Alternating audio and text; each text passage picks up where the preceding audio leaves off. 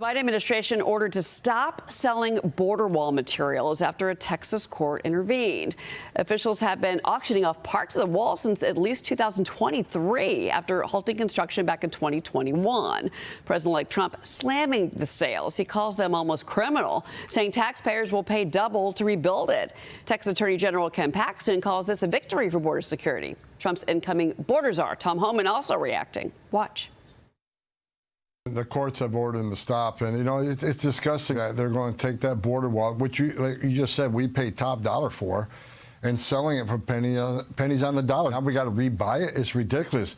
However, a little bit of good news: one of the companies actually reached out to me, willing to give us that border wall products back at what they paid for it, the pennies on the dollar, giving us back for the same price. So I think Ken Paxton, the AG in Texas, took immediate action. I know I've been working with Lindsey Graham, taking immediate action. So right now, I think we got them stopped. But it's insulting. They wait 4 years just before we take control to sell a main piece of our plan to secure that border. Well, let's bring in former acting ICE director and former U.S. Border Patrol chief and deputy commissioner Ronald Vitiello. And Ronald, your thoughts on this? Because it's my understanding that many of these components are still usable and salvageable.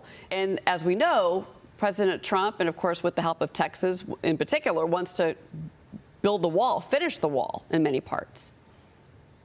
I think we're all grateful that Texas and the Trump transition team and folks like Tom Homan are working on this problem and got it to a place in court where a judge stopped this insanity. So it might not be criminal to sell government property for pennies on the dollar, but it is criminally insane.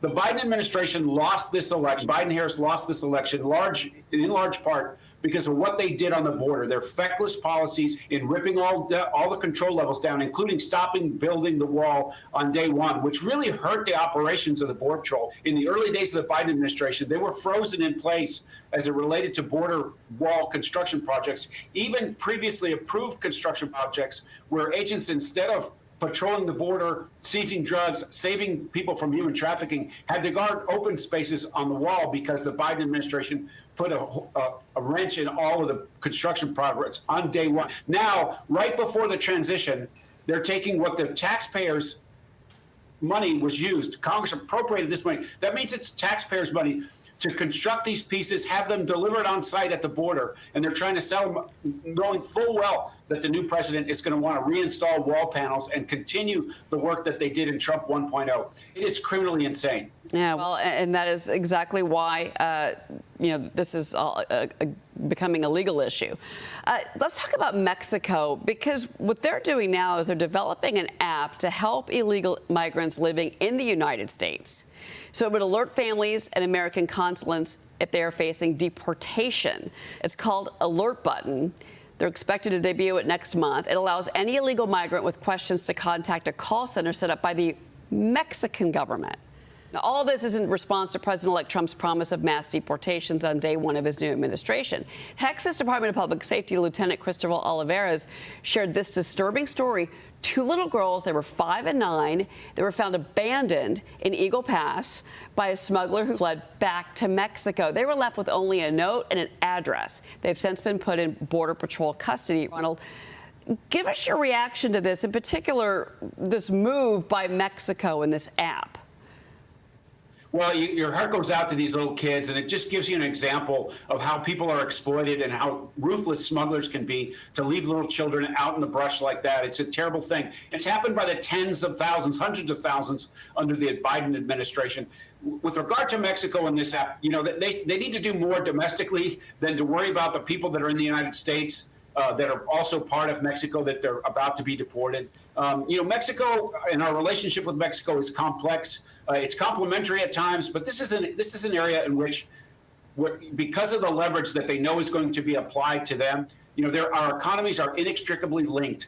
And so 4% of their economy depends on remittances from Mexico. That's $56 billion a year that's sent from the United States into Mexico by people who are here both legally and illegally. So having an understanding of that population and being able to do what they can do to facilitate people's repatriations is one thing, but encouraging it and giving people incentives that are here in the United States, that's where that line gets crossed. So I look forward to a Trump administration where they're asking Mexico to do things He got them to do, in Trump 1.0, he got them to do things I had never seen before.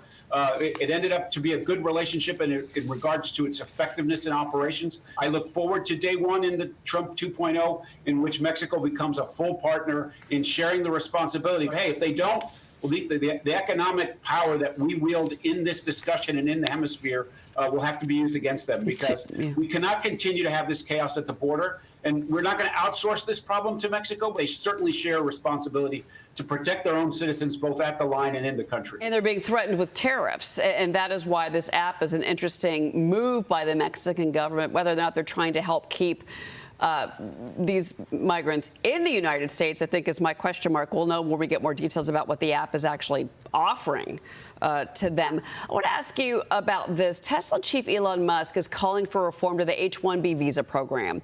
He faced online criticism for his initial support of it. Here's what he wrote on X. The program is easily fixed by raising the minimum salary significantly and adding a yearly cost for maintaining the H1B, making it materially more expensive to hire from overseas than domestically hiring. This comes a day after Musk told his followers he would go to war on the issue.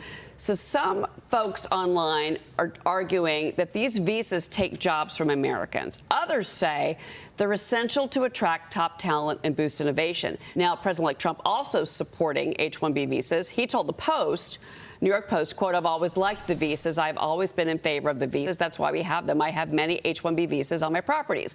I've been a believer in H-1B. I've used it many times. It's a great program." Well, I want to get your reaction, because the question mark, can we reform H-1B visas to where they're not as punitive against the participant, but also the company that hires them, meaning that these H-1B visas should let these participants open themselves up to the free market, to competition versus sponsorship. That would be better for companies that are trying to compete for these hires.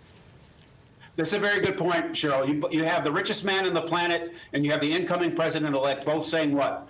The immigration system, regardless whether it's visas for non-immigrants or immigration for people who are going to come and stay, that needs to promote the American economy. It needs to promote American safety. And so both men are saying immigration into the United States is good in general terms, but it needs to be on terms that benefit Americans the most. So regularize the pay of people who are coming in so that there's not a real competition between people who are already here that have the same skills versus people that are imported for overseas and get used and abused and then sent back home. So both men are saying exactly the same thing. They're saying we want the immigration system in the United States to function on behalf of America. At the border, that means we want it safe and secure. We want travel and trade between our partners in the hemisphere, both Mexico and Canada. But as regards to the industries in the United States, if they're going to import workers for whatever reason, we want those workers to benefit the American economy, to benefit America writ large. And that's the richness, in my opinion,